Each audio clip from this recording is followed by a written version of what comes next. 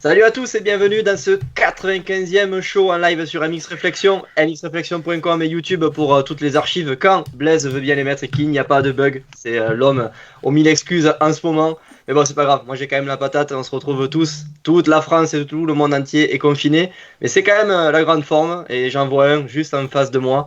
Je suis sûr qu'il s'entraîne en cachette et je suis sûr qu'il sera prêt pour son premier Touquet 2021. Comment ça va Blaise? Ça va très bien, en forme. Non, aujourd'hui, j'ai pas le temps. J'ai pas le temps de mettre les lives sur YouTube et tout. Non. Aujourd'hui, on est overbooké. Non, mais ça se passe bien. Content de se retrouver en live, de faire ça, de parler moto un petit peu. Ça changera du quotidien confinement, coronavirus, etc. Donc, on va passer une petite soirée avec notre invité à parler de la saison qui aurait dû se passer normalement, la saison telle qu'elle se passe actuellement. Donc, ça va être assez intéressant à voir. Nico, je te laisse le présenter. Et d'ailleurs, un peu déçu de ne pas avoir eu ton introduction habituelle, hein, les lives 95e avec... non, un peu déçu. Je suis limite Eh un peu ouais, déçu. d'habitude j'annonce les pilotes, mais comme on commence à avoir fait le tour et que là, justement, c'est la deuxième fois qu'on a ce pilote avec nous ce soir. C'est le champion d'Europe de 150 en 2008. Il y en a qui étaient pas nés, qui nous regardent en live, mais oui, il a été champion d'Europe en 2008, champion de France élite et champion d'Europe aussi en SX en 2012 si je me trompe pas, finaliste en Supercross US. Enfin, croyez-moi, il a un palmarès long comme le bras. Plusieurs fois vice-champion de France élite et d'ailleurs il avait une grosse soif de revanche cette année en repassant à 450 et en plus de ça, il est team manager. C'est Valentin Tellier. Comment ça va Valentin?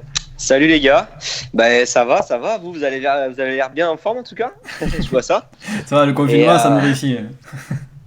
Ouais, je vois ça, ouais. Non, mais c'est un plaisir d'être avec vous ce soir pour cette deuxième fois, donc ça faisait plus d'un an, donc voilà, c'est cool. Ouais, ça va, comment tu te sens? Bon, c'est difficile pour tout le monde, de toute façon, c'est à l'échelle mondiale, hein, donc on est tous dans la merde, j'ai envie de dire. Mais comment tu prends ce temps-là en ce moment, le fait d'être confiné? Est-ce qu'il y a quand même des côtés positifs à être confiné?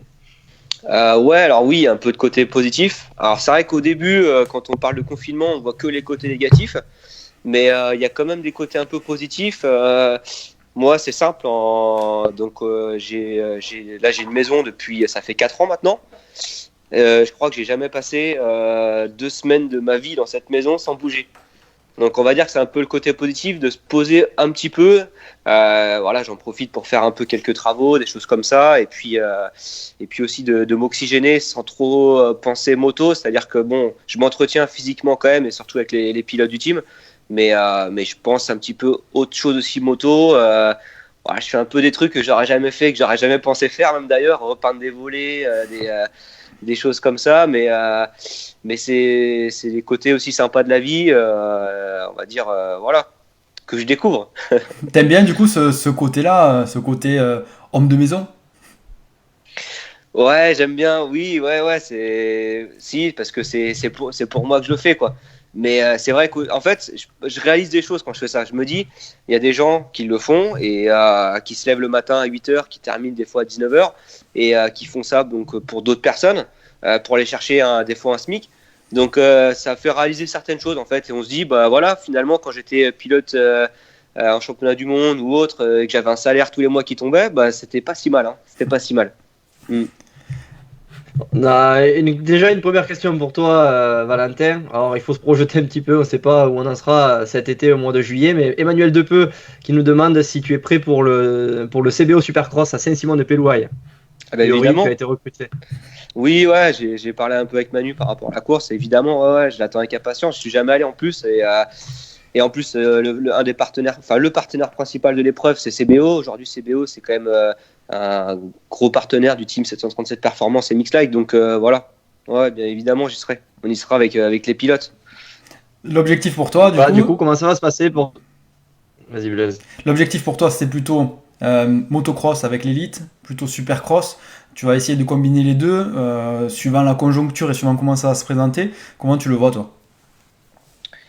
Ouais, alors c'est vrai que aujourd'hui, en fait, on est vachement dans le flou parce que je pense que même la FFM, par rapport à leurs organisations, ils savent pas trop quelle décision prendre. Donc on voit, il y a eu beaucoup d'épreuves d'annulées parce qu'ils n'avaient pas le choix. Mais aujourd'hui, le point d'interrogation, c'est quand est-ce qu'on va reprendre une vie normale? Et ce point d'interrogation, je pense que tout le monde là, il n'y a aucune réponse. Voilà, même moi aujourd'hui, je suis un peu dans le flou dans la préparation pour les pilotes, c'est-à-dire que soit quand on va reprendre à rouler, on va reprendre un petit peu en SX et mettre un peu le motocross de côté, ou alors on alterne avec motocross, supercross, ou alors on met le supercross de côté. En fait, on sait pas trop. Il y a d'autres choses aussi à prendre en compte que je pense que les gens se rendent pas trop compte de ça, c'est que, alors oui, peut-être qu'après on va reprendre une vie normale en 2020, mais est-ce qu'il y aura des rassemblements avec des compétitions où il y aura 1000 à 2000, 3000 personnes, ou des supercross comme Paris qui font quasiment 15 000 personnes? Est-ce que des choses comme ça pourront avoir lieu normalement? Je sais pas. Donc c'est un peu les points d'interrogation. C'est vrai que là, dans l'état d'esprit où je suis, j'essaye de me dire que ça va reprendre très vite et qu'on va reprendre une vie normale, sans même parler de compétition. Et ensuite, on va pouvoir faire les compétitions, quelques courses motocross en élite. J'ai entendu parler que bon, là, les 2 dernières étaient restées, qu'il allait peut-être avoir des reports de dates, donc on ne sait pas encore les dates, que ça allait se chevaucher avec le supercross. Bon, ça, à la limite, l'année dernière, on l'a déjà un petit peu vécu parce qu'il y avait le SX Tour, il y avait le championnat de France élite, où à la fin de l'élite, on est passé un peu sur le SX Tour. Bon, c'est pas très gênant, j'ai envie de dire. Donc voilà, c'est juste qu'en fait, on est un peu dans le flou et c'est difficile d'être dans le flou parce que on continue de se préparer physiquement, alors sans la moto parce qu'on peut pas rouler, mais la préparation physique, forcément, on le fait comme si qu'on était en période hivernale. En fait, c'est un peu bizarre. On est revenu dans une période de préparation hivernale un petit peu. On a une question de mode qui demande comment ça se passe au niveau des contrats pilotes, des sponsors, des budgets. Est-ce que tout est reporté pour l'an prochain ou est-ce que pour cette première année, vous avez pu quand même vous payer? Ouais, alors c'est un peu compliqué. Alors moi, il y a pas vraiment de paiement pour ma part parce qu'aujourd'hui c'est moi qui fais fonctionner mon team. C'est comme on va dire entre guillemets un chef d'entreprise qui part de zéro et qui veut faire évoluer sa boîte. Aujourd'hui, moi, l'argent des partenaires c'est réinvesti pour le team, etc. Donc le but c'est qu'il y a de la durée dans ce team. Je veux pas que dans 2 ans je me dise 737 performances c'est terminé. Ce que je veux c'est vraiment sans brûler les étapes, qu'on augmente d'échelon année en année et puis que j'aille à des objectifs encore plus hauts chaque année. Mais c'est sûr que c'est pas facile parce que en attendant, en fait, on signe des contrats avec des marques. Moi, j'ai des marques quand même importantes dans le milieu de la moto et des marques de fringues, de casques, lunettes, etc. Mais ce qu'ils veulent, c'est de la visibilité. Le problème, c'est qu'aujourd'hui, alors les réseaux sociaux, c'est une chose, mais la meilleure visibilité, c'est les compétitions, c'est d'aller chercher du résultat quand même. Faut pas l'oublier. Et c'est délicat parce que on peut pas promouvoir la marque à travers de résultats, à travers de visibilité de podium ou autre. Donc c'est ça un peu le problème. C'est un peu compliqué. Donc là, on est un petit peu dans le flou avec les partenaires, etc. On va voir un petit peu comment ça va se passer. Après, une chose est sûre, c'est qu'il faut pas non plus être égoïste. Faut comprendre. C'est-à-dire qu'aujourd'hui, il y a des grosses marques qui font pas de chiffres. Et ces grosses marques qui font pas de chiffres, il faut aussi admettre qu'à un moment donné, c'est compliqué pour elles. Et si on veut perdurer avec eux, il faut faire des concessions un petit peu, quoi. Donc voilà. Après, on n'en est pas encore tout à fait là, mais on va vite y venir, parce que comme je dis, il y a là les marques qui font pas trop de chiffres, on voit clairement. Du coup, moins, en tout cas. Ça risque de se répercuter à un moment donné sur les budgets des teams. Vu que les marques ne font pas de chiffres, les marques vous financent en général la saison, t'as pas peur de ça qu'à un moment donné les budgets soient réduits, soit en cours de saison, alors je sais pas si c'est possible, soit pour la saison prochaine? Un petit peu, oui, parce que en plus, moi, c'est vrai que moi, 737 performances, on est parti vraiment de rien, quoi, hein. Clairement, il y a encore 6 mois, il n'y a rien qui existait. Donc je suis parti de zéro. Et quand j'ai été voir des futurs partenaires, c'était fais tes preuves cette année, on va te filer un petit coup de main, ou alors j'ai même des marques qui m'ont dit non, nous on peut rien faire, fais tes preuves et voilà, on verra après. Aujourd'hui, mes preuves, je suis bloqué, je peux pas les faire. Donc c'est un peu difficile parce que pour une première année, moi j'aimerais qu'on aille sur les courses, que je montre un petit peu de quoi on est capable. Alors pas forcément que en termes de résultats, mais aussi en termes de professionnalisme, c'est-à-dire d'avoir toujours un stand qui est nickel, etc. Et pour le moment, je peux pas le faire. Alors après, comme je dis, j'espère qu'il y a des épreuves qui auront lieu et qu'on pourra, que je pourrais montrer ce qu'est vraiment 737 performance. Mais aujourd'hui, c'est difficile. Comment ça s'est passé pour toi, justement, cette recherche de sponsors, le fait de bâtir le team? Est-ce que ça a été compliqué ou au contraire assez intuitif et assez facile de trouver des partenaires par rapport à la carrière que tu as eue? Alors moi j'ai des partenaires déjà qui me suivent depuis 5, 10 ans. Et sans même parler que ce soit des partenaires, c'est carrément des amis aujourd'hui. On s'est régulièrement au téléphone. Il y a vraiment une relation amicale qui s'est créée. Et bon, donc ceux-là, ils me suivaient déjà, je le savais. C'est-à-dire qu'il m'avait dit clairement, si tu repars à faire ton team. Alors déjà, il m'avait dit, si tu fais ton team, on veut que tu sois seul cette fois. Parce qu'ils m'ont dit, on veut pas d'associés. J'ai dit oui, avec ce qui s'était passé, forcément, je le comprenais. Et puis de toute façon, moi, je voulais repartir à faire mon team seul. Donc ces partenaires-là, aujourd'hui, ils sont toujours avec moi. Et forcément, il a fallu aussi chercher des partenaires. Donc, moi, je parle surtout des partenaires extra-sportifs aujourd'hui, qui sont repartis avec moi. Mais les partenaires moto, ça va pour les huiles, pour Kitchen, tout ça, j'ai pas pu avoir la totalité de partenariats que j'aurais voulu avoir. Et je paye quand même beaucoup de ma poche. Mais bon, c'est le jeu aussi. C'est pas parce que j'ai eu une carrière en Grand Prix ou quoi et qu'en claquant des doigts, j'allais avoir quoi que ce soit. Je le savais que j'allais en chier. Je le savais. C'est vrai que sincèrement, j'en ai un peu plus chier que prévu pour trouver du budget pièce. Sans même parler budget financier dans la moto, mais budget pièce. J'en ai un peu chié. Alors voilà, c'est vrai que j'ai quand même des marques qui me font énormément confiance, notamment Minerva pour les huiles, les tenues shot, les casques Scorpion, lunettes, etc. Mais c'est vrai que c'est pas simple. C'est pas simple parce que quand je vois le nombre de pneus qu'on passe à l'année, le nombre de kitchen qu'on passe à l'année, puis l'entretien moto, c'est-à-dire que y a des choses, des petites pièces qu'on change régulièrement, et ces petites pièces mis bout à bout, alors ça coûte peut-être pas cher. Mais mis bout à bout, c'est un gros budget. Aujourd'hui, 5 pilotes, c'est un budget pièce, énorme.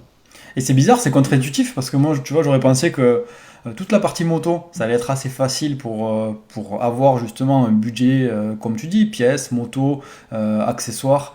Mais par contre, la partie extra-sportive, je pensais que ça allait être plus compliqué. Et toi, tu nous dis que c'est l'inverse, c'est bien ça ?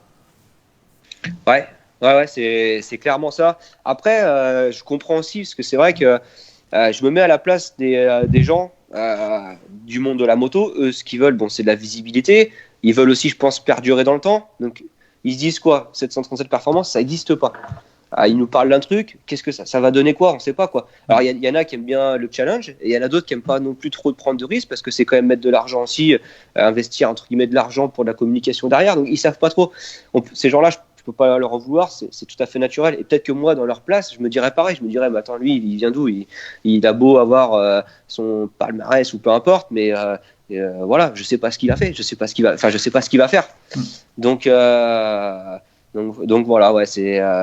Puis c'est vrai qu'il y a eu aussi, l'épisode qu'il y a eu il y a 2-3 ans quand j'avais créé mon team avec en association. Donc ça s'est terminé assez brutalement. Les gens ils se disent, mais attends, les gens savent pas l'histoire. Moi je la sais, mais les gens le savent pas. Donc ils peuvent très bien se dire, putain ouais, oh là, c'est bizarre ça. C'est comme ça maintenant. C'est pour ça, je pense qu'aujourd'hui, ce que je veux, c'est surtout pas brûler les étapes. Voilà, il faut savoir être patient aussi, clairement. Je savais qu'en claquant des doigts, j'allais pas tout avoir, comme j'ai dit tout à l'heure. T'étais vraiment pas prêt à le refaire à deux, ça c'est clair, tu l'as bien annoncé. Par contre, est-ce que tu verrais des positifs, un point positif à le faire à deux là, aujourd'hui, avec toutes les contraintes que tu as eues pour aller chercher des sponsors ? Alors oui, mais différemment. C'est-à-dire qu'aujourd'hui, je veux que le team, il soit, en fait, tout le team, c'est à moi. C'est-à-dire que je veux pas mélanger les choses. Par contre, après, à l'avenir, salarier des personnes ou avoir, mais pour qu'ils s'occupent de certaines tâches, ça oui. Mais je veux que ça soit moi qui gère tout. Je veux plus clairement me faire avoir. Et je veux gérer mes affaires. Surtout qu'aujourd'hui, je vais avoir 30 ans dans quelques mois et je suis capable. Donc voilà, cette année, j'ai quadruple casquette, j'ai envie de dire quasiment, parce que je suis entraîneur de pilote, je suis manager, je m'occupe de la logistique aussi un peu. Alors, j'ai une chance par contre, et ça, franchement, il faut le souligner, c'est que j'ai les parents de mes pilotes qui sont formidables. Ils sont formidables parce que ils s'occupent beaucoup des motos, ils s'occupent de tout quasiment. Et moi, en fait, aujourd'hui, ils me laissent la partie entraîneur, celle que je préfère et celle qui, pour moi, est la plus importante, pour le faire à 100%. Ils me laissent du temps pour ça. Donc franchement, j'ai de la chance. Alors c'est vrai que nous on a un team qui fonctionne peut-être un petit peu différemment parce que il y a des teams où il y a alors c'est rare hein, des fois qu'il y a un entraîneur quasiment attitré par team, mais ça arrive. Après il y a le manager, il y a les mécaniciens, etc. Nous on fonctionne un petit peu différemment, mais ça fonctionne très bien. Et franchement. En fait, on est hyper soudés tous ensemble. On n'a qu'un objectif tous ensemble, c'est d'évoluer. Voilà, moi, à chaque fois que les gars ils ont une séance de sport à faire, ils m'appellent derrière. Les parents, alors souvent, quand je dis les parents, c'est les papas. Ils m'appellent derrière. Alors il m'a fait ça. Aujourd'hui, il a fait ça. Est-ce que c'était prévu dans le programme ? Oui, c'était prévu. Donc voilà. Les parents, d'ailleurs, ils ont aussi le programme par mail ou par message. C'est assez carré, c'est assez structuré là-dessus, quoi, clairement. Et du coup, on a pas mal de commentaires ouais, sur le live. Hein. Vas-y, Nico. Bon, commentaire d'Olivier Ouais, Nittard. on a Olivier Nittard qui vient de nous rejoindre. Il est chaud bouillant. Je sais pas, Valentin, si tu le connais bien, Olivier, mais ça lui fait pas du bien d'être confiné. Il fait que parler du Cap d'Agde et tout ça. Et apparemment, il veut t'embringuer là-dedans. Donc, je sais pas trop vos antécédents là, tous les deux, mais attention à Olivier. Olivier, faut savoir que c'était une femme avant Olivier. Hein. Il a bien évolué, n'empêche. Ça lui a réussi.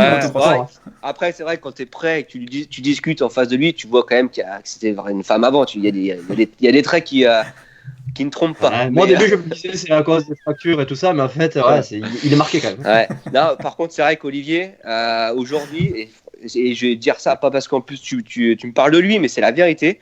J'ai été faire des stages en fait chez CrossUp en tant qu'éducateur. Donc c'est mes tout premiers stages que j'ai fait, hein. Et ça m'a plu. Ça m'a plu et c'est comme ça aussi que j'ai voulu. Là, je suis en train de passer mon DEGEPS. C'est comme ça qu'en fait, je m'étais dit un jour, je passerai mon DEGEPS parce que c'est là où je veux aller, quoi. C'est être. Alors, il y a moniteur, éducateur ou entraîneur. Et moi, c'est vraiment la partie entraîneur vraiment qui m'intéresse et qui me motive vraiment pour la suite. Mais c'est vrai que ça a été c'est un petit déclic. Puis il faut dire qu'on a bien rigolé aussi. Alors, on dira pas tout parce que si on dit tout. On va peut-être vous choquer, mais bon, on a bien rigolé, ouais. Bien rigolé. Et tout en étant sérieux quand même. Hein. Oui, la moitié du temps, quoi. Voilà. Et justement, t'as pas mal de casquettes au final, parce que t'as la casquette t'es en train de passer le DGEPS. Comment on peut dire manager d'un team, pilote. Est-ce que t'as pas peur à un moment donné que ça soit compliqué de tout gérer ? Je parle d'un point de vue sportif, surtout quand tu seras sur la moto. Alors, en tant que pilote, oui. Et même actuellement, je le vois. Je le dis clairement, je me suis pas préparé comme j'ai pu me préparer avant. Surtout qu'en plus, le DEGEPS, en fait, moi j'ai arrêté l'école, j'avais 14 ans quand je suis arrivé. Donc déjà au test de sélection pour le DEGEPS, limite, je savais plus dans quel sens il fallait prendre le stylo, quoi. Enfin, je le caricature un petit peu, mais j'ai arrêté l'école tôt parce que je me suis consacré à ma vie de pilote de motocross. Mais voilà, reprendre les courses, ça a été un choix compliqué, mais c'était un choix qui était défini. Et d'ailleurs, je remercie le motoclub du Pays des Olonnes parce que c'est vraiment eux qui m'ont motivé à le faire. Puis une fois lancé, après t'es lancé, quoi. Mais c'est vrai que c'est pas simple. Alors quand on te parle d'anatomie, qu'on te parle de muscles concentriques, excentriques, etc. Au début, on te parle chinois. Mais tout ce qui est anatomie, il faut que tu demandes à Olivier Nittard, il connaît bien. Ouais, je l'ai souvent appelé. Ouais. Mais lui, le problème, c'est que c'est plus l'anatomie féminin. Alors bon, là, c'est vraiment l'anatomie générale qu'on cherche. Donc, et bon, ouais, du coup, et puis finalement, en fait, je me suis rendu compte que tout ce qu'on apprend, c'est des choses hyper importantes quand tu veux être entraîneur. Parce que si un jour tu as un pilote et qui se plaint, par exemple, d'un muscle ou quoi, il faut savoir pourquoi, il faut essayer de comprendre. Il y a pas mal de choses quand même intéressantes et voilà, je suis en plein dedans et j'ai la certif au mois de septembre, donc je croise les doigts parce que je bosse quand même dur et voilà, on verra bien. C'est plus difficile à acquérir pour toi ça ou un titre de champion de France élite ? C'est pas du tout pareil, mais franchement, je sais pas si je serais pas autant heureux d'avoir le diplôme qu'être champion de France. C'est fou, mais ouais, non, puis ça appuie aussi une fierté parce que souvent on se dit ouais, mais toi t'es crossman, t'as rien dans la tête. Et ça sera une petite fierté de me dire si j'ai un diplôme quand même. Parce que le brevet des collèges, je l'ai, mais ça compte pas, on va pas le compter. Mais ouais, faut tout mettre dans la balance, faut tout mettre. Voilà. Du coup, toi, tu veux devenir entraîneur, mais est-ce que tu as un entraîneur qui t'inspire énormément, qui t'a inspiré énormément? Ouais, alors actuellement, on va dire qui est assez moderne, je trouve, qui est pour moi juste un petit peu dans l'excès au niveau de la musculation, mais c'est Rhino Power, comment il Ryan s'appelle, Hughes. Ryan Hughes, voilà. J'aime bien parce que il a ce côté aussi, l'entraîneur, en fait, il doit pas être là juste pour donner des conseils sur la moto. C'est un entraîneur, c'est hyper complet. Hein. Quand on regarde, faut être coach mental en même temps, faut être entraîneur physique parce que si on veut être vraiment complet, un entraîneur, pour moi, il est capable de tout faire. Et, euh, et lui, on voit que voilà, il maîtrise quand même pas mal de sujets. Alors moi, je rate beaucoup tout ce qu'ils font en ce moment, surtout avec Koldenov, parce qu'ils s'occupent de Koldenov à fond là. Et alors il y a des choses, bon, c'est un peu dans l'extrême, hein, c'est-à-dire que Grand Prix de Valkenswaard, la semaine avant, je sais pas si vous avez vu, ils ont mis une vidéo, donc Koldenov, il a fait 2 manches de 45 minutes, il s'est arrêté mettre de l'essence à 35 minutes pour faire ses manches de 45 quoi. Donc avant un Grand Prix, ça fait beaucoup. Donc il y a des trucs à prendre à AGT comme tous. Hein. Mais après, c'est pareil. Chaque entraîneur a sa méthode. Hein. Et il y a des méthodes qui Ouais, mais ça, marchent. il faut l'adapter au pilote aussi. Ouais. Ça peut pas marcher pour Alors, tout le monde. La ouais. méthode Hughes, Ben, elle va marcher peut-être avec Goldenov, mais pas avec un il autre. y Quoi. a, ouais, alors il y a une phrase que Pascal Finot, là, ben, forcément, il nous fait passer le DEGEPS, donc on passe beaucoup de temps avec lui. Et il nous le dit souvent. Il nous dit, il n'y a pas de mauvais élèves, il n'y a que des mauvais professeurs. Donc en gros, quand il nous dit ça, c'est qu'en fait, il y a des professeurs, alors il y a des pilotes plus expérimentés d'autres, ou avec plus de potentiel que d'autres, mais il faut savoir s'adapter. En fait, l'entraîneur, il doit s'adapter. Et je suis d'accord avec lui parce qu'à un moment donné, il y a une méthode qui peut marcher avec un. Il faut savoir se remettre en question et se dire, bah, avec lui, ça ne marchera pas, il faut faire différemment. Moi, c'est simple. Hein. Moi, j'ai 4 pilotes différents. Donc, j'ai pas le choix d'essayer de m'adapter parce que j'ai 4 pilotes différents. Alors, si on les met tout bout à bout, ça peut faire vraiment un truc top. Hein. Mais voilà, c'est normal. C'est normal. Encore un mec comme Chiaroli aujourd'hui, je suis sûr qu'il a des trucs à peaufiner, à revoir, c'est normal.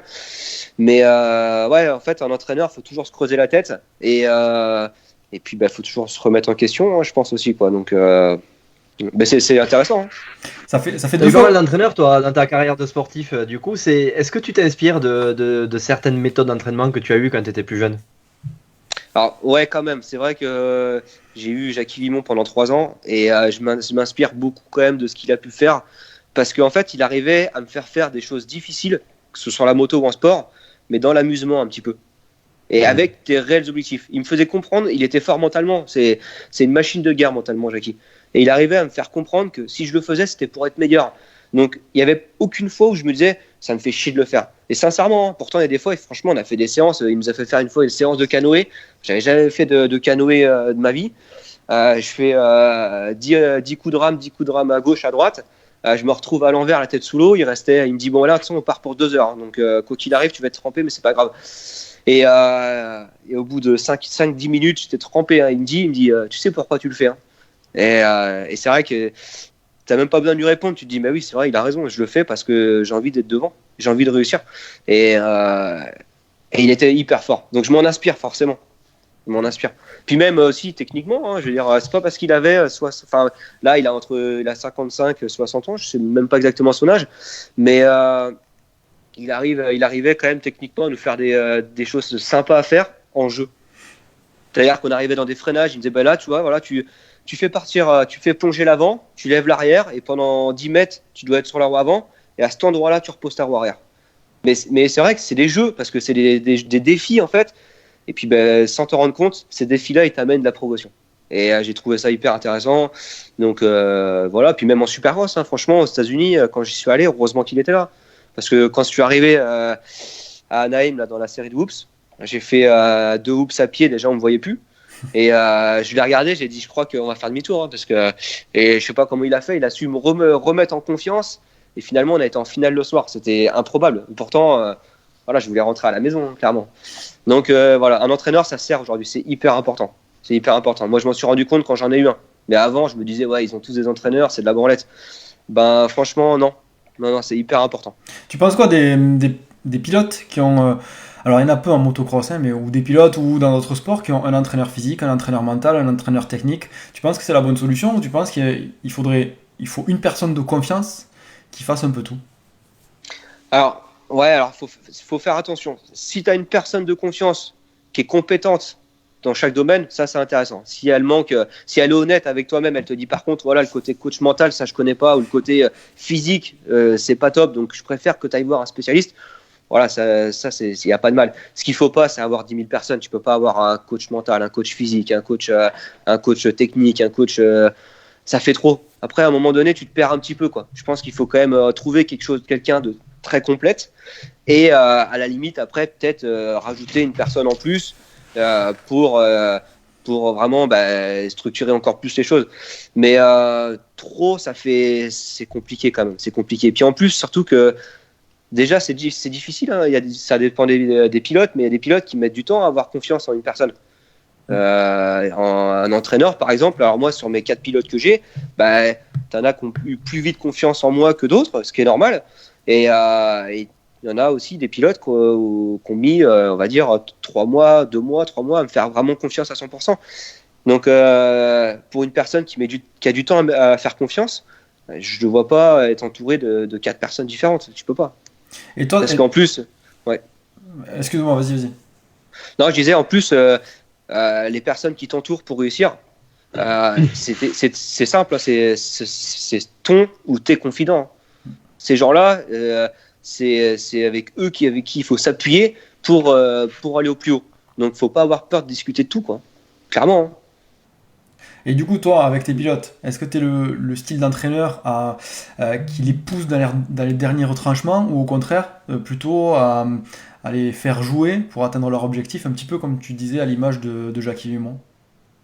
Alors, ça dépend des fois, j'essaye de m'adapter. Alors, des fois, il pourrait le dire, hein, il serait là, il le dirait. Des fois, je suis pas facile. Franchement, il y a des fois, je suis pas facile, parce que j'aurais aimé qu'on soit comme ça avec moi, en fait, à leur âge. Et c'est pour eux que je le fais. C'est pas pour, comme je le dis, hein, des fois, ça peut arriver, il y a des pleurs, des choses comme ça, mais je pense que derrière tout ça, il y a aussi, ils ont une envie de réussir qui me fait plaisir. Et du coup, voilà, bon, et puis il y a une certaine confiance qui s'est installée, donc maintenant ils me font vraiment confiance sur ce que je leur demande. Mais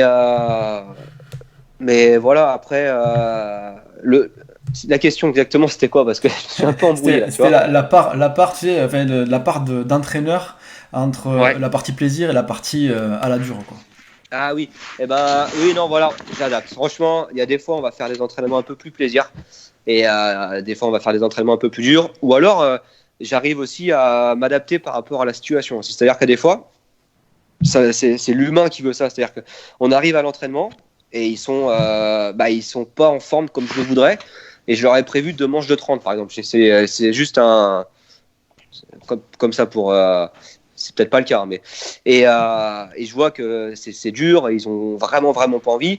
Et là, du coup, voilà, je leur dis écoutez, on fait qu'une manche de 30. La deuxième, par contre, on va faire un peu de jeu. Donc, ça va être cabrer un trou, poser la roue avant. Ça va être des jeux comme ça, tu vois. Et bon, c'est un peu plus fun. Et du coup, au final, c'est quand même constructif. Comme tu disais, comme le disait Pascal Finot, tu t'adaptes au pilote, à la forme, à tout l'environnement. Ouais. Après, j'en apprends aussi tous les jours quand même, et je pense que je vais en apprendre toute ma vie tous les jours, mais j'en apprends vraiment tous les jours sur ce que je veux devenir entraîneur, quoi. C'est-à-dire que il y a et tu te comportes différemment avec un pilote de 25 ans, de 20 ans et de 15 ans. À 15 ans, ils ont besoin d'avoir envie. C'est de l'amusement, le motocross, pour eux encore. Et ils ont besoin d'avoir envie. Et plus ils vont se faire plaisir, et plus ils vont progresser. À 20 ans, tu rentres déjà dans du coaching, on va dire, un peu plus spécifique, et beaucoup plus structuré aussi. Parce que voilà, c'est vrai qu'un gamin de 15 ans, si tu lui dis à chaque fois, tu as 3 manches de vin, machin et tout, à faire, il n'y a plus vraiment le plaisir. Et eux, aujourd'hui, ils ont encore tout à prouver. Techniquement, ils ont encore à progresser. Donc il faut quand même garder ce côté plaisir. C'est hyper important. Hyper important. Ouais, mais ils ont quand même besoin de les faire, ces 3 manches de vin. Oui, bien sûr. Mais après... Comment tu fais du coup? Comment tu fais pour leur donner la notion de plaisir? Est-ce que tu essayes de leur donner justement, de leur faire comprendre qu'ils vont trouver du plaisir un petit peu plus tard dans la douleur, tu vois? Parce que faire du vélo de route par exemple, ou des footings et tout ça, quand ça te plaît pas au début, c'est chiant, t'as pas envie de le faire, mais tu arrives quand même à trouver du plaisir, peut-être un peu plus tard, parce que tu commences à être meilleur, tu commences à trouver un petit peu cette notion de plaisir dans l'effort. Est-ce que c'est comme ça que tu la joues, ou est-ce que c'est vraiment pur plaisir sur la moto, à leur dire, écoutez, aujourd'hui on va faire des whips? Je grossis, mais. Ouais. En fait, déjà, je me suis remis un peu à ma situation quand j'avais 14, 15 ans. Et quand tu as 14, 15 ans, il te faut du défi, clairement. Ouais. Alors, même encore aujourd'hui, moi, j'en ai besoin. Tu vois, quand je fais ça fait les 10 derniers footings que j'ai fait, je fais la même boucle. Et à chaque fois, à la fin de cette boucle, je vais essayer de battre mon chrono. C'est comme ça, mais il faut du défi. Et ben, ces jeunes-là, en fait, j'essaye vraiment de les motiver avec un défi. C'est-à-dire qu'on fait une manche de 20. Tu te rappelles, ton meilleur tour, c'était en 1,53. Et ben là, je veux tous tes tours en 53. Et si vraiment tu es en 54, c'est le maximum. Donc, eux, ils ont ce défi. Ils ont le panneau. Et à chaque tour, en fait, ils savent qu'il faut chercher son 53 ou son 54 maxi, quoi. Et rien que ce côté défi, ça les motive à faire leur manche. Par contre, quand tu fais une manche, que tu as tes mécanos, ils sont main dans les poches à côté. Toi, tu tapes tes manches de 20, qu'ils te met juste un tour à la fin quand il te reste un tour, c'est pas le même délire. C'est pas le même délire. Moi, ce que je veux, c'est vraiment que les mécanos, ils le savent, hein, ils sont au bord de la piste, ils les motivent comme si c'était des manches. Et voilà, je pense que ça les motive. On a Philippe qui nous posait la question, à l'heure actuelle, quelle est la part de plaisir, boulot dans l'entraînement? Alors ça doit être pour toi certainement, qui posait la question. Tu sais, je pense que sa question, c'est plutôt comment, est-ce qu'à l'heure actuelle, tu prends plus ça comme un boulot, ce que tu fais, ou plutôt comme un plaisir? C'est vrai que je le prends plus comme un plaisir aujourd'hui. Je le prends plus comme un plaisir. Et ouais, puis quand on fait un bon entraînement, je suis autant content que quand moi j'ai fait un bon entraînement. Et alors c'est vrai que c'est intéressant parce qu'en fait on a commencé notre hiver. Au début, alors chaque pilote avait un niveau différent, mais ils se retrouvaient tous en fait à quelques secondes de moi. Et puis on s'est retrouvés au fur et à mesure sur d'autres pistes, des nouvelles pistes. Et cet écart-là, il commençait à se réduire. Et du coup, eux, ils étaient étonnés. Tu vois, c'était bizarre, hein, mais ils me disaient putain, mais Val, t'es à fond? Bah ouais, je suis à fond, ouais. Mais les gars, vous progressez à un moment donné, c'est normal. Ouais, non, mais sérieux, t'étais à fond? Bah, je dis oui, j'étais à fond. Mais moi, au final, ça me frustre pas, loin de là. C'est que je suis content parce que je me dis, putain, alors bon, tant qu'il me dépasse pas, ça va. Un minimum quand même. Ça va venir. Il faut pas exagérer, quoi. Ça va venir. Mais du coup, et ça c'est top. Ça, c'est top. Parce que je me dis, putain, ça paye, quoi. Ça paye. Alors, c'est pareil, il y a des pilotes, ça met plus de temps à payer. Mais ça paye, quoi. Et d'ailleurs, je le vois, hein, de toute façon, dès qu'on fait des entraînements, ils se rendent compte qu'ils sont rapprochés de moi, en fait. Parce que c'est vrai que j'ai cette chance aujourd'hui de pouvoir rouler. Et je pense que un entraîneur aujourd'hui, pour être le plus complet possible, c'est bien qu'il ait une moto. Alors, il faut en être capable, hein, bien sûr, c'est pas toujours facile. Mais moi, je sais que même si un jour je décide d'arrêter ma carrière sportive en tant que pilote, je garderai une moto parce que j'aime bien rouler avec eux. J'aime bien parce qu'en plus, aujourd'hui, alors j'ai pas la même prise de risque qu'avant. Par contre, j'ai l'expérience de savoir où je pourrais le doubler. Et eux, ça leur permet de se dire putain, il peut me doubler là, donc j'ai intérêt de mieux serrer ma porte le tour d'après. Et s'ils le font pas, à la fin, je leur fais un vrai speech, quoi. Je leur dis ouais, tu vois là, regarde, genre je dis par exemple un autre pilote, Loris, Nico, peu importe, mais tu vois, ici, rappelle-toi, j'ai failli te doubler. Le tour d'après, t'as même pas fermé la porte.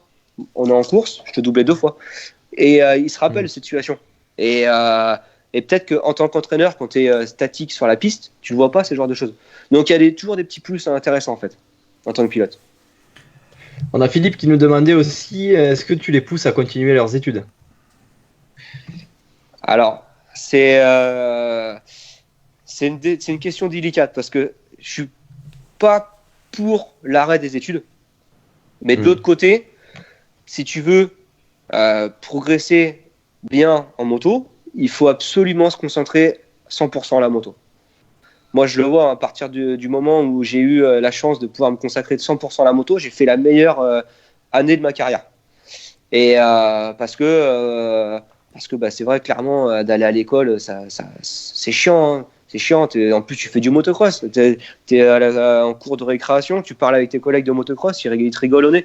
Ils te parlent de foot, par contre, et toi, en plus, le foot, généralement, quand t'es pilote de motocross, tu suis pas trop, tu sais pas trop. Je dis putain, merde. Mais c'est délicat, quoi. C'est délicat. Et c'est vrai que il y a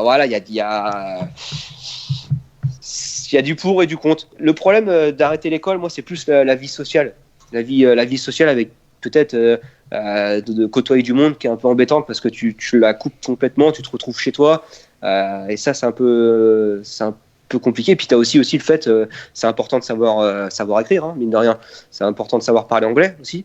Moi, je l'ai vécu, ça. Hein. Je veux dire, je suis arrivé en Belgique quand j'avais 16 ans, donc ça faisait 15-16 ans. J'avais arrêté l'école depuis 1 ou 2 ans. Alors, j'avais essayé de faire par correspondance, mais au vu de ma volonté, ça n'a pas marché longtemps. Et ça, il y a beaucoup de pilotes qui disent quand tu commences les cours par correspondance, c'est le début de la fin de l'école. C'est la fin, ça. Ça sert à rien. Ça sert si t'es assidu et que. Mais bon, pilote doit demander à un pilote de motocross d'être assidu à ses cahiers le matin à 8h du matin devant son petit déj. C'est pas possible. Lui, il a qu'une envie, c'est de faire de la moto, tu vois. Et non, ça marche pas trop. Mais moi, je me suis retrouvé j'arrive chez Martens. Premier jour, je me retrouve avec un mécanicien finlandais. Donc il me le présente. Je savais même pas me présenter en anglais. Et je peux dire, franchement, la honte. Lui, il parlait anglais très bien. Bien sûr, il parlait pas français. Mais et en plus, limite, moi, je trouvais ça bizarre qu'il parlait pas français presque. Limite, j'en voulais. Putain, il est con, il parle pas français. Mais c'est nous, en fait, on a la ramasse complet. Il y a pas un seul Français qui est capable de parler bien anglais. Bien sûr, il y a des exceptions, mais sinon. Et je me souviens et à ce moment-là, tu te dis putain, mes cours à l'école en anglais, j'aurais su, putain, j'aurais écouté. Et puis au final, à un moment donné, à force de faire des gestes, t'en as marre, et puis tu commences à parler anglais, essayer quoi. Mais faut quand même savoir un minimum de choses avant d'arrêter l'école, ça c'est clair. Et justement, toi qui as il y a pas mal qui sautent sur l'occasion pour dire oui, un tel, il a fini ses études, il a été jusqu'au bac et tout ça. Donc évidemment, Tortelli a été champion du monde. Ouais. À l'époque, c'était une autre époque, faut le préciser aussi. Je dis pas que ça serait pas faisable aujourd'hui. Il y en a certains qui y arrivent. Il y a Jago Gertz aussi, je rebondis là-dessus, qui a étudié jusqu'à 18 ans. Attention, Jago Gertz, il est belge. En Belgique, il y a peut-être pas la même éducation qu'en France. Après, je connais pas du tout, mais ça dépend. Je pense que ça dépend aussi du caractère. Si tu arrives à faire deux choses à la fois bien, tant mieux.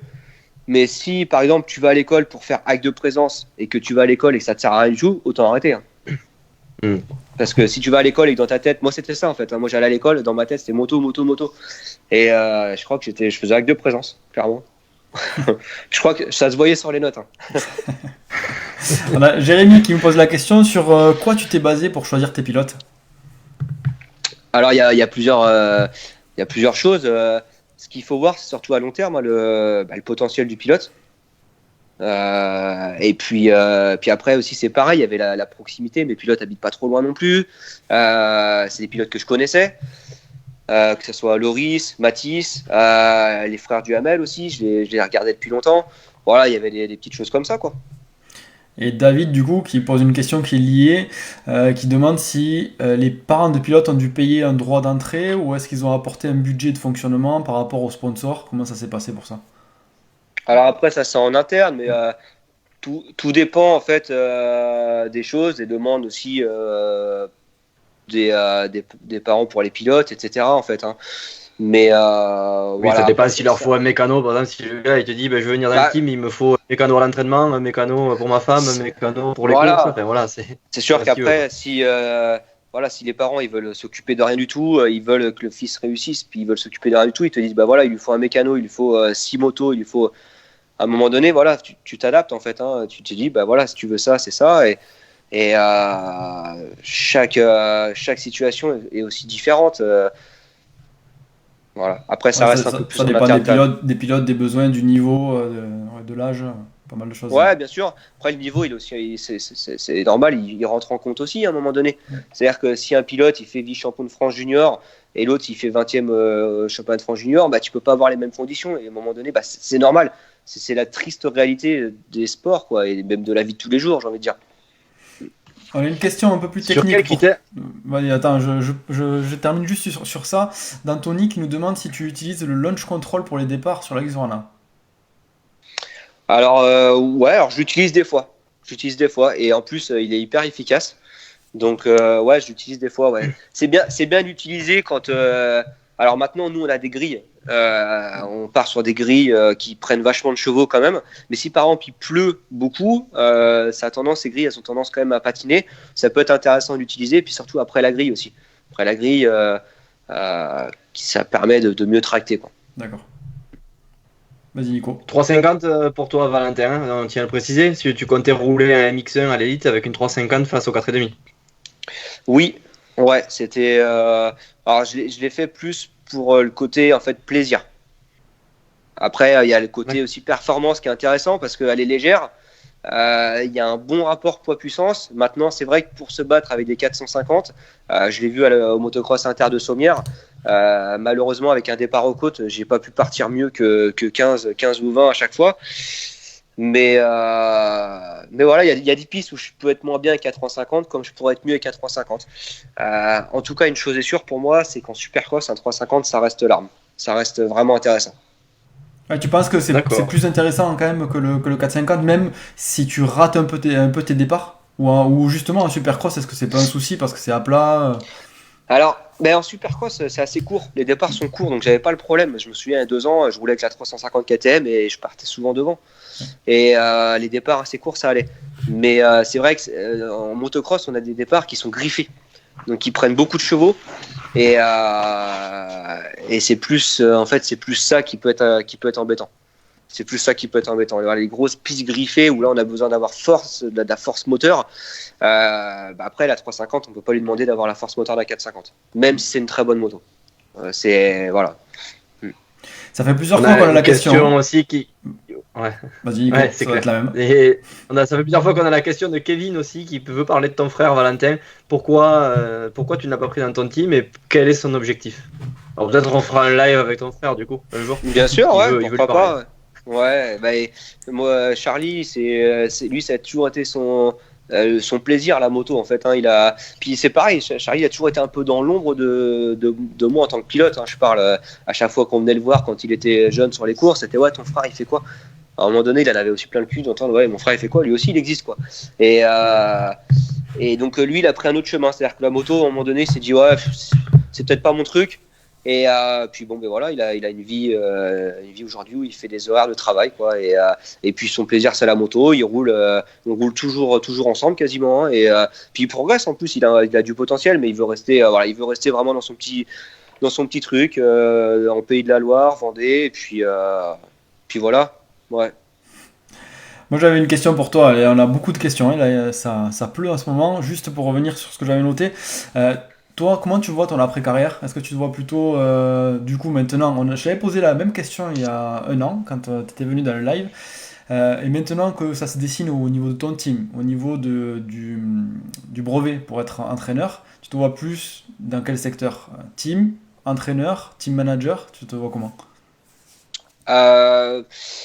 Entraîneur.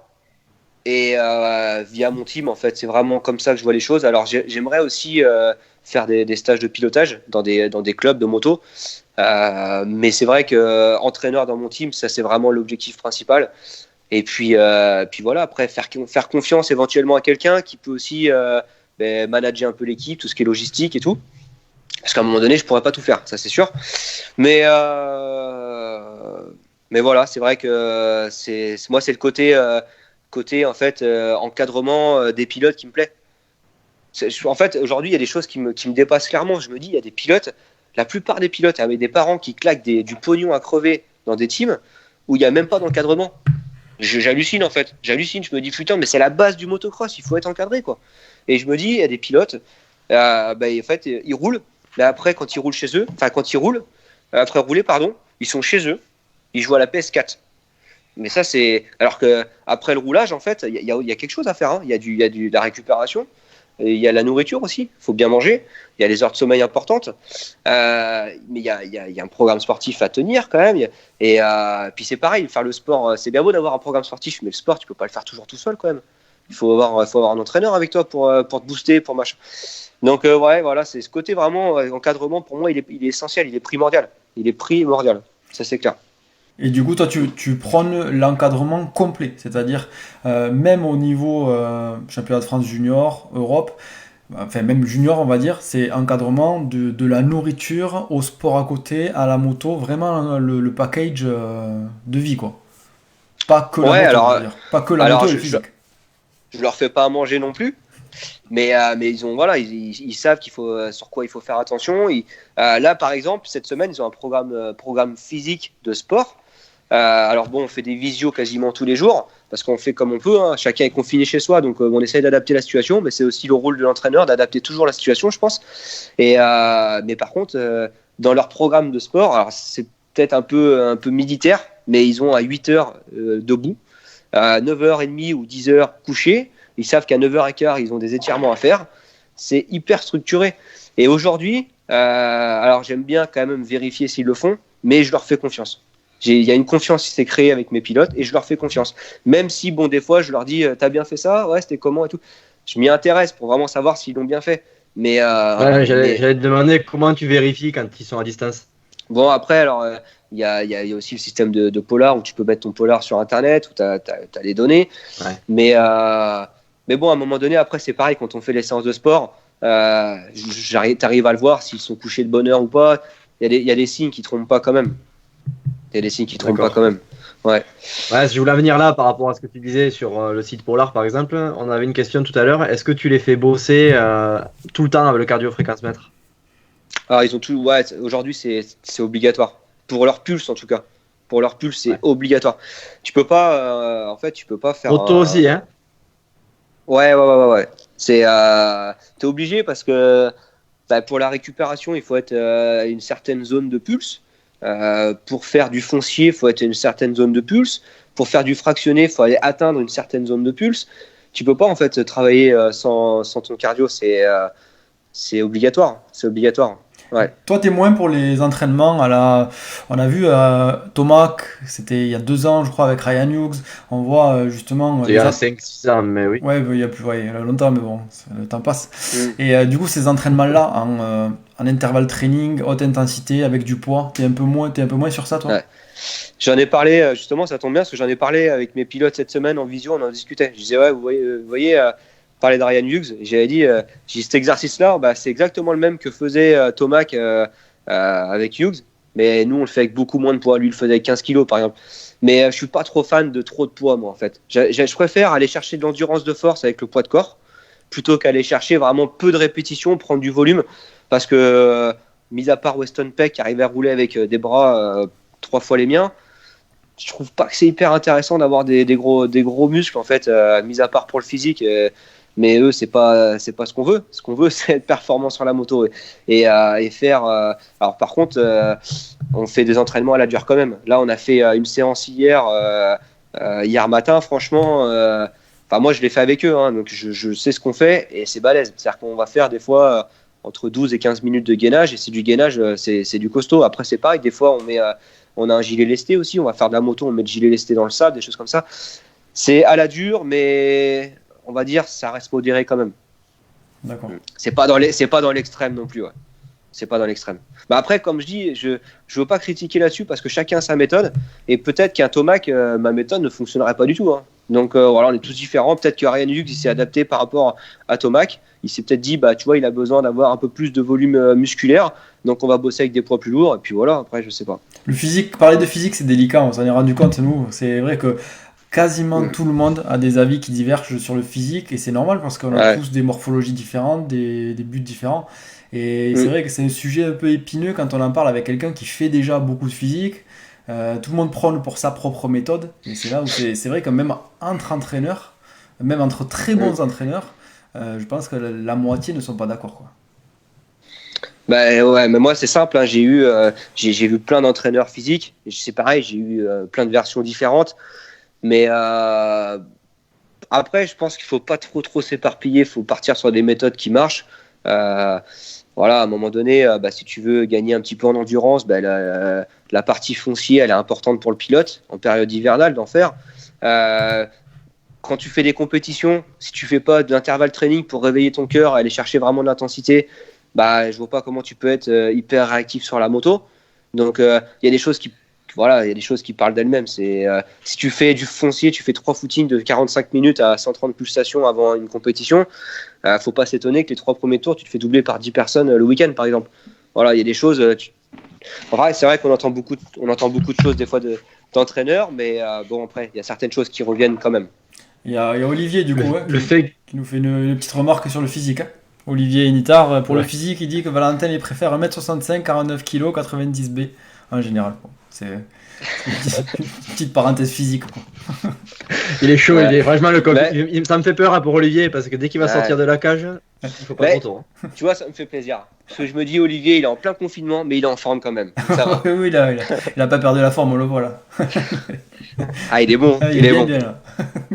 il est bon. Et pour revenir à tes pilotes, Valentin, ils sont tous déjà des âges différents, des objectifs différents. Ouais. Physiquement, tu dis que tu t'adaptes, tu vois, dans leur préparation, mais le fait que vous fassiez tous les exercices tout le temps ensemble, comment tu fais pour vraiment t'adapter dans ce cas-là? C'est une bonne question, ouais, parce que du coup, on s'adapte différemment. C'est-à-dire que là, par exemple, bon, on a refait une séance de gainage ce soir, là, on a fait en visio. Et par exemple, le plus jeune que j'ai, le petit Mathis Valin, il a 13 ans. Il va pas faire la même séance que font les gars de 16, 18, 20 ans. Donc, lui, en fait, quand on fait notre séance de gainage, au lieu de faire 30 secondes, il va faire que 20, par exemple. Ou alors, au lieu de faire 12 minutes d'affilée, il va faire 4 minutes d'affilée, une pause de 30 secondes, 4 minutes, une pause de 30 secondes et 4 minutes. Voilà, il faut réadapter. Après, alors par exemple, au début, j'avais Julien qui avait 19 ans, qui était déjà physiquement, qui était déjà quand même pas mal. Loris Lévy, en fait, donc il a intégré le team début d'année, là, début 2020. Mais je m'en suis occupé déjà un petit peu l'année dernière. Donc physiquement, j'avais commencé déjà à bien le préparer. Donc il était déjà bien prêt quand on a commencé avec le team. Et puis par contre, Nicolas, lui, le physique, il connaissait pas trop. Première séance de gainage qu'on a fait ensemble, et ce qui était normal, il était un petit peu à la ramasse, quoi, clairement.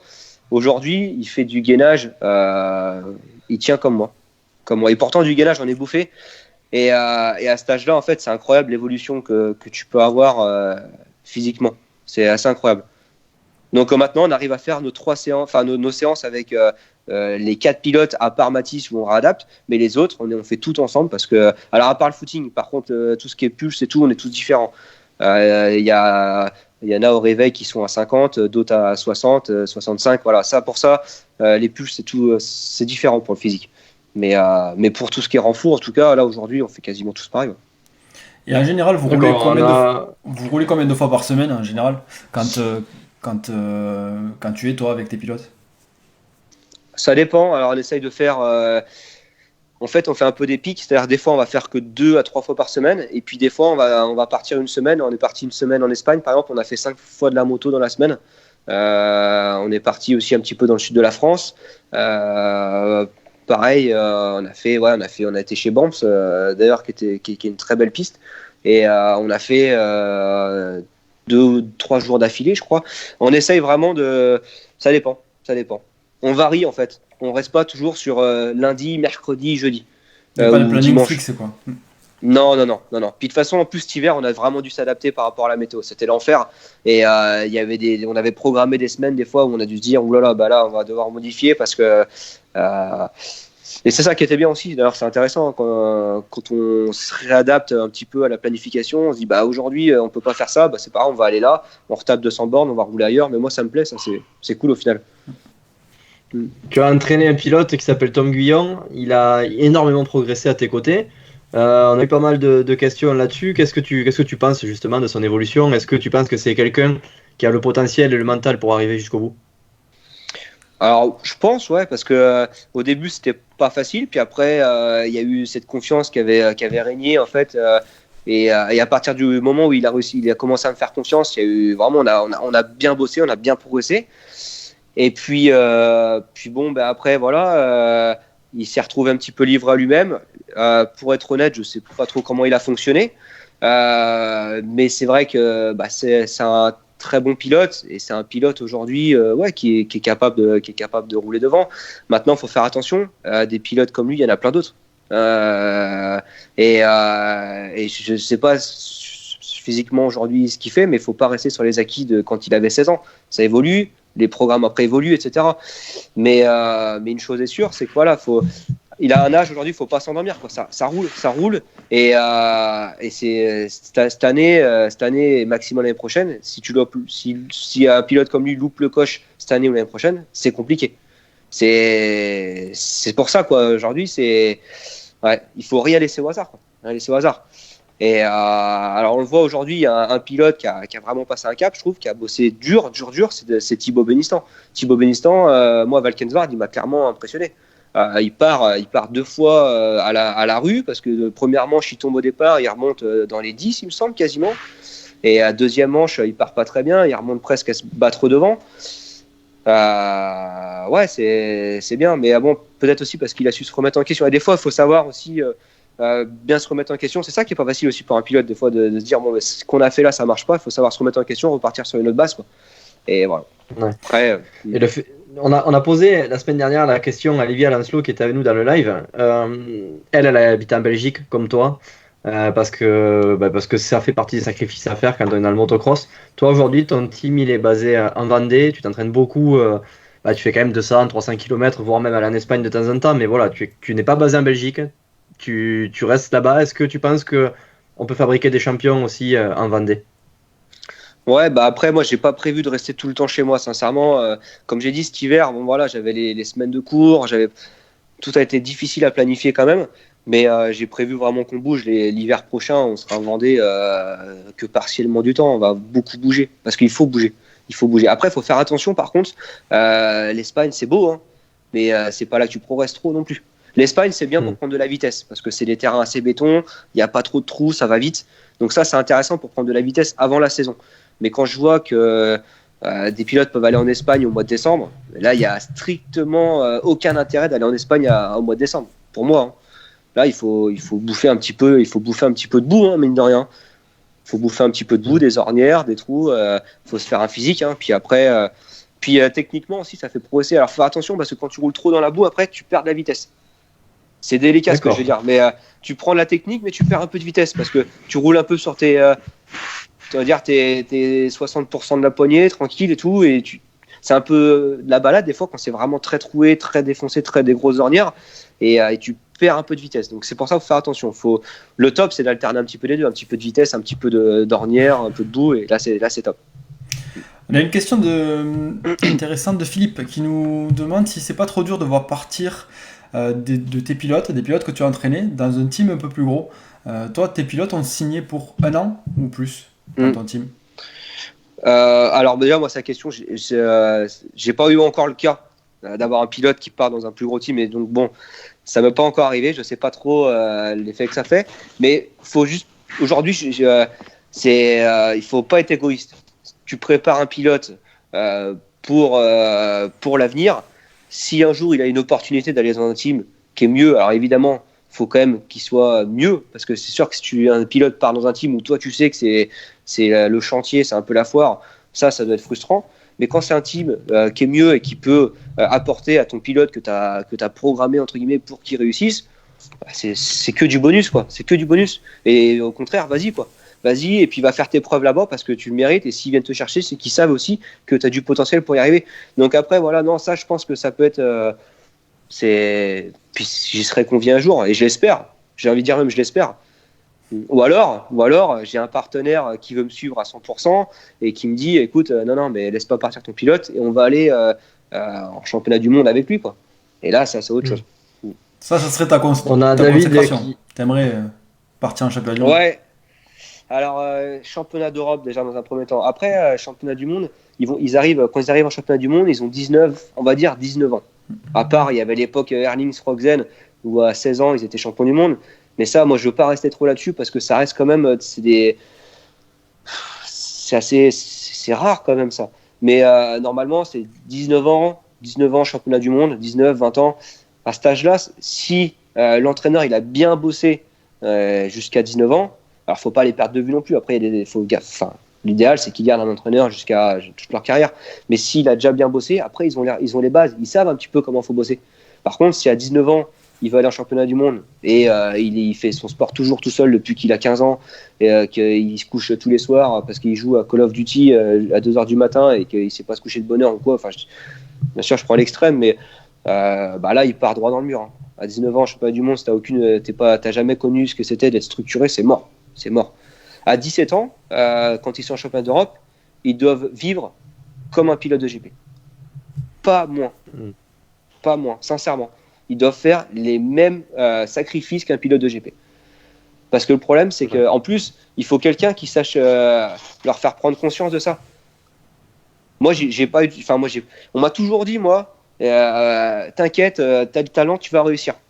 Mais toutes ces personnes qui m'ont dit ça, peut-être qu'ils voulaient me faire plaisir, à me flatter, mais au final, aujourd'hui, je suis énervé d'avoir entendu ça quand j'étais gamin, parce que c'est pas vrai. J'avais Tu pas penses le que ça talent. existe le talent? David Villeneuve, on sait qu'il déteste ça quand les gens disent ça. Est-ce que ça existe? Est-ce que toi, Moi, de je tous tes pense pilotes, t'en vois un là qui a du talent mais qui a pas besoin de travailler, par exemple? des facilités, mais pas vraiment, on va pas appeler ça du talent. Un Airlix, il a eu des facilités parce qu'il il a su évoluer vite, à comprendre, il a mieux compris certaines choses, mais je pense que c'est plus une histoire de compréhension. C'est-à-dire que à un moment donné, c'est peut-être quand tu roules à un endroit et que tu n'y arrives pas trop, tu te poses des questions, pourquoi tu n'y arrives pas? Et tu fais des entraînements constructifs et ces entraînements constructifs amènent de la progression. C'est juste que voilà, c'est ça. Il y en a qui progressent plus vite parce qu'ils essayent de comprendre pourquoi ils sont moins bons à certains domaines. Mais le talent, pour moi, ça n'existe pas. Le don, tout ça, ça n'existe pas. Et moi, justement, je vous dis, hein, on n'arrêtait pas de me dire quand j'étais gamin, ouais, mais t'inquiète, tu vas réussir, prends ton temps, tu vas réussir. Bah putain, non, en fait, il fallait que j'aille au charbon. Parce que au final, j'ai perdu du temps, quoi. J'ai perdu du temps. Donc non, il faut bosser, quoi. Faut bosser. Et toi, tu t'es beaucoup blessé dans ta carrière. Est-ce que tu penses que ça vient de ce manque de préparation ou alors de la mauvaise préparation? Est-ce que si c'était à refaire, tu le referais différemment, toi? Ah oui, totalement. Bah clairement, je regrette rien de ma carrière, mais je la referais complètement différemment. Tu Mais penses bon, que les après, blessures sont dues à ça ou autre chose? ah oui. Ouais. Ouais, non, je pense que c'est aujourd'hui toutes mes blessures que j'ai eues, elles sont dues à un manque de professionnalisme. Un manque de professionnalisme et puis pas la tête assez à rouler. Après, c'est vrai que moi, j'ai pas eu la chance aussi d'avoir des gens qui m'encadrent à aller sur les courses avec moi. Franchement, même ma première année de championnat d'Europe à 16 ans, 16, 17 ans, j'étais seul, je vivais seul en Belgique et je faisais tout seul. J'allais sur les courses tout seul. Alors si des fois, on va dire, à partir du moment où j'ai eu mon permis, je prenais l'avion, je me rappelle, je mettais le réveil le matin à 4h, je prenais l'avion à Bruxelles et je prenais ma voiture de log tout seul, je faisais tout seul. Et je pense qu'en fait, j'avais besoin de quelqu'un. J'avais besoin de quelqu'un. Moi, en plus, je suis quelqu'un, j'ai du mal à rester toujours tout seul. J'aime bien avoir du monde. Et puis ouais, je pense que il y aurait eu des choses à modifier dans mon entourage. Alors, mes parents étaient top, hein, mais ils pouvaient pas me suivre parce que ils avaient leur métier. Et puis voilà, à un moment donné, ma première année de Grand Prix, je gagnais pas des milliers des cents, je pouvais pas me permettre de payer des billets d'avion à tout le monde non plus, quoi. Donc bon, voilà. Après, ce qu'il faut surtout, c'est que ça me serve de leçon, tout ça, pour moi, pour ma partie entraîneur avec le prochain pilote. C'est tout. Voilà. Après, on revient pas en arrière. Le monde, on le refait pas de toute façon. Et toute ma carrière, elle a été hyper constructive parce que justement, j'ai vécu tout en fait. J'ai vécu les moments de galère, les bons moments. Et je pense que quand tu connais que les bons moments, tu connais peut-être pas la période aussi de galère et qui pourrait te faire réfléchir sur certains trucs. Ils te voient comment tes pilotes là actuellement? Ils sont au courant un petit peu de ta carrière ou ou non, ils te voient vraiment comme Valentin Tellier, l'entraîneur, sans se soucier de toute ta carrière de pilote professionnel? Bon, on en parle un petit peu des fois, mais après, en fait, il y a des choses. Déjà, je les reprends de temps en temps. Et ils me disent, ah, t'as vu, là, j'ai fait comme toi.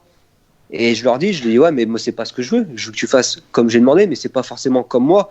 Parce que je lui dis, moi, je suis pas le pilote. Je leur dis, j'ai pas envie que tu me ressembles à moi. On a chacun notre style. Ce que je veux, c'est que tu progresses. Donc, souvent, et ça, ils pourraient très bien vous le dire, hein, je leur demande pas de me ressembler. Je leur demande, chaque pilote est différent, je leur demande d'être eux et de progresser avec eux, leur pilotage à eux. Pas de progresser envers un style de pilotage qui serait le mien. Parce que pour moi, ça sert à rien. Et puis, j'ai peut-être pas le style de pilotage qui permettrait aussi d'être champion du monde. Hein. Voilà.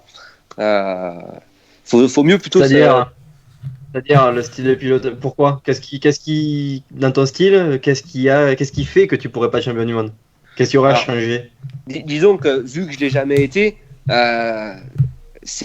vaut mieux que mon pilote me dise t'as vu là, je suis passé comme Geyser. Geyser était champion du monde, c'est déjà plus flatteur entre guillemets. Alors oui, après moi c'est sûr que il y a des choses que je leur demande de faire que j'aime bien qu'ils fassent comme ça parce que je sais que ça marche et que c'est efficace. Mais par exemple, moi qui adorais faire des whips ou des scrubs à l'époque quand je roulais en Grand Prix, bah aujourd'hui si on en fait c'est pour le fun quoi, mais ça va pas c'est pas ce que je leur demande quoi, hein. Je leur demande rarement de faire des whips. Alors, parce que la dernière fois que je leur ai demandé de faire des whips, c'était il y a 1 mois et demi pour faire la vidéo du team. Et encore, je leur disais les gars, cool, on va pas se faire mal, vraiment tranquille, fais partir un peu la moto, mais pas un truc de fou. C'est même le contraire. C'est même le contraire. Ouais. Et t'es sensible à ça, enfin, tu fais attention à ce que tes pilotes se blessent pas. Quand tu les sens un peu fatigués, justement, tu en parlais un peu tout à l'heure, mais tu adaptes les entraînements, quand tu vois par exemple que le plus jeune a du mal à suivre tes entraînements, est-ce que tu remodèles un petit peu tout ça? Ouais, bien sûr, on essaye, hein, parce que c'est important. Et là où en plus, comme je l'ai dit tout à l'heure, les parents, ils ont un rôle hyper important, c'est que je connais bien leur enfant, mais je le connais pas comme eux. C'est leur enfant, donc eux sont capables de me dire, Val, aujourd'hui, je l'ai senti fatigué. Voilà, ils me demandent qu'est-ce que toi t'en penses. Alors, des fois, je l'avoue, je dis putain, ouais, moi je l'ai pas trop senti fatigué, mais si tu me le dis, on va t'écouter. Tu le connais, c'est ton gamin, on va t'écouter. Donc, et là, on réadapte. Mais ouais, on essaye d'écouter absolument le corps parce que on n'est pas des machines. Hein. On n'est pas des machines. Et On a une question de Philippe encore qui nous demande sur la préparation physique. Si justement cette préparation physique elle permet d'être performant niveau chrono, est-ce qu'elle n'est pas aussi indispensable pour éviter les blessures? Ah oui, bah évidemment, ouais, ça c'est clair. Mais en fait, en plus, ce rituel en fait de préparation physique, à faire vraiment son programme à la lettre avec les étirements, etc. Mentalement, en fait, je pense que quand ils ont fini leur programme de la semaine, ils doivent être. Enfin, je sais cette sensation que ça fait. T'es bien parce que tu sais que t'as fait ce qu'il fallait. Donc, une fois que t'es bien, entre guillemets, t'es fort mentalement. T'es fort mentalement et il t'arriverait moins de choses négatives. Ça, j'en suis presque sûr. Et contrairement, il y a un pilote qui se dirait oula, putain, j'ai fait ça cette semaine, je sais même pas s'il fallait que je fasse ça, qui est dans le doute. Là, les blessures peuvent vite arriver. Et puis après, le fait d'être prêt physiquement, évidemment, tu t'évites les blessures. Bon, après, de l'autre côté, tu me parlais de la fatigue tout à l'heure. Si tu es trop fatigué aussi, les blessures elles peuvent vite arriver aussi. Hein. On a connu il y a 3 ans, je ne sais pas si vous vous souvenez, Roxane, qui nous avait dit qu'en déplaçant son lit, c'était cassé une vertèbre. Je ne sais pas si vous vous souvenez de ça. C'était une fracture de fatigue. La fatigue. Ça peut arriver, quoi. Ça peut arriver. Moi, en plus, j'ai des sportifs qui sont en pleine croissance. Donc, faut quand même faire attention. Ouais. Comme je dis, faut mieux faire en quantité plutôt en qualité plutôt qu'en quantité pardon. Et alors Olivier Nittard nous dirait le contraire lui parce qu'il nous dirait mais bon lui ça regarde. Mais c'est au niveau des kilos qui les kilos ou les femmes donc mais ouais, il vaut mieux faire en qualité plutôt qu'en quantité, ça c'est clair, c'est important. Bon, on arrive à l'heure de live, est-ce qu'on ferait pas la question du jour, Nico? Eh oui, allez. La dernière question pour toi, Valentin, parce que tu as dépassé l'heure d'aller au lit là. Tous tes pilotes sont au lit et toi tu fais le branleur sur Facebook. Là. Ouais, c'est l'exception pour vous, hein, parce que normalement je suis déjà au lit, hein. Je suis en train de ronfler. Ouais. Désolé, mais nous on a les gosses à mettre au lit, sinon on est emmerdés. À tout moment, pendant le live, il peut y avoir un carnage. Bon, la question du jour, elle est pour toi. Tu connais bien les partenaires d'ailleurs qui la présentent, cette question du jour, puisque c'est tout simplement CBO et iTracing pour l'équipe d'éco.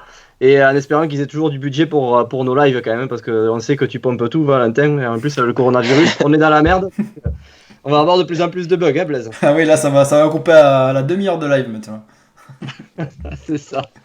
Bon, allez, rien à voir avec tout ça, mais la question du jour, Valentin, elle est justement concoctée par Blaise sur le coronavirus, et comment revenir affûté après ce confinement. Est-ce que alors, on va se placer plus pour un gars championnat de ligue, même si on ne sait pas, même si vous, au niveau national, au niveau mondial, vous ne savez pas comment vont évoluer les championnats, quand est-ce que ça va reprendre et tout ça. Et dans tous les cas, il faut rester en forme et justement, comment il faut faire pour revenir à 100%. Ouais, ma question, en fait, c'était surtout, est-ce que toi, dans ta tête, tu travaillerais plutôt le fond, le fractionné? Voilà, c'était surtout ça sur la partie physique, la partie s'affûter pour la reprise. Actuellement. Voilà, actuellement, ouais, exactement. Ouais. Et là aujourd'hui, moi je sais que nous on est reparti sur une base un peu plus foncier. Alors attention, pas totalement foncier. On réveille un petit peu le cœur de temps en temps, on se fait des petits intervalles training, environ un intervalle training par semaine, parce que si on fait que du fond, j'ai peur que ça nous endorme un petit peu et que derrière ça soit pas très bon pour les compétitions. Mais oui, non, il faut repartir vraiment sur une base un peu hivernale, quoi. Comme je dis, une préparation un petit peu hivernale. Et puis faut pas s'endormir, faut pas rester sans rien faire, quoi. Après, il y a une autre chose qui est aussi hyper importante. Alors là, on parle de pendant, mais moi, c'est l'après qui me fait peur. Et l'après, c'est qu'on va tous avoir envie de remonter sur la moto et mettre du gaz à fond la gamelle. Mais le problème, c'est qu'il va falloir faire attention de canaliser un petit peu ces excès de confiance et cette envie. Parce que on peut faire autant de sport qu'on veut, ça remplace pas la moto. Moi, je sais, je l'ai vécu. Hein. J'ai déjà été blessé pendant 1 mois et demi, 2 mois. Je faisais du vélo quasiment tous les jours, affûté comme jamais. Quand tu remontes sur la moto, tu te dis putain, oh là là, je suis à la rue physiquement complet. Et pourtant, j'ai fait du sport, je comprends pas. Parce que la moto, c'est tellement éprouvant physiquement, ça travaille des muscles que même le corps humain, il connaît pas. Et du coup, voilà, ça va falloir faire hyper attention. C'est-à-dire qu'au début, à mon avis, il va falloir vraiment faire des entraînements assez courts, assez constructifs et y aller étape par étape parce que sinon, ça va monter en l'air dans tous les sens. En plus, ça risque de s'enchaîner. Oui, puis même pour tout niveau, quoi. Là, je parle pas niveau que forcément Ligue du Folep, hein. Je parle même pour un niveau plus élevé, quoi. Des mecs qui sont habitués à rouler tous les jours quasiment, là, qui roulent pas pendant 1 mois et demi, 2 mois. La reprise va être. Puis on le voit souvent d'ailleurs, même ceux qui reprennent. Alors là, on va parler de blessures. Ceux qui reprennent d'une blessure, par exemple, ils ont été arrêtés pendant 1 mois, 1 mois et demi. Quand ils reprennent de blessures, souvent ils se refont mal parce qu'ils ont tellement envie de rouler qu'ils veulent en mettre comme ils roulaient avant leur blessure. Et d'ailleurs, je parle même en connaissance de cause. Ça m'est arrivé combien de fois ça m'est arrivé plein de fois. Et aujourd'hui, quand je reprends la moto, je suis peut-être à 5-6 secondes de mes temps chrono, mais bon. Faut savoir l'accepter. Faut savoir s'écouter. Ouais. Bon. Ça marche. Merci Valentin. Là, on va se coucher moins bête. On va se coucher tard, mais moins bête. On a appris beaucoup de choses ce soir et je pense que c'est le cas de tout le monde. Non, mais c'est vraiment. C'est bien, ouais, parce qu'on voit qu'il y a beaucoup de maturité quand même dans tout ce que tu dis et je pense que tes pilotes vont en bénéficier, autant de ton expérience que de cette maturité et de tous ces beaux programmes physiques. Merci d'avoir pensé à moi pour ce soir. En tout cas, c'était cool. J'ai passé un bon petit moment. Voilà. Eh bien, merci. Aussi. Bon, merci. En tout cas, nous, pour tous les autres, on se retrouve la semaine prochaine. Même heure, même jour normalement. Quel invité, on ne sait pas. On attend que Blaise nous concocte ça, mais vous inquiétez pas, il y aura du lourd. T'inquiète pas, ça va le faire. Allez, merci à tout le monde et bonne soirée. Salut. Merci, salut à tous. Salut. Ciao.